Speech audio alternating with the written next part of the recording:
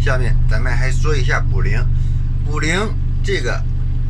咱们就是说，咱们现在只要0.2吨的东西，然后咱们现在突然间产的多了，产了0.22吨了，对吧？咱们只要0.2，然后它现在是0.22吨，咱们要怎么弄呢？然后就需要把它多余的要放出来，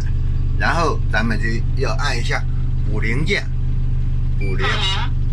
补零键以后，它这个数值会到上半部分，在垒中这里。然后咱们需要多少，咱们就要把舱门打开，在这有一个开舱，把舱门打开，慢慢的打开，打开以后，它会把里边的料都会露出一部分。因为咱们这是演习状态，然后传的是一块铁，然后咱们就说，只能是给你演示一下，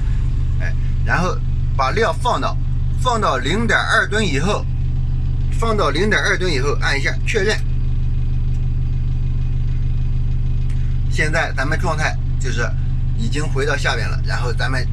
需要的重量就是0.2吨。0.2吨以后，咱们现在需要的量已经够了嘛，然后咱们就可以直接往上升起来，然后把它直接倒到舱里边去，然后让它合理搅拌，这就可以了。这就是补零键，千万记住，补零，按补零，开舱门，开完舱门把它漏到合适的料以后，关舱门，关完舱门以后按一下确认，千万记住要按确认，如果不按确认，这个数值容易就说混淆，知道吧？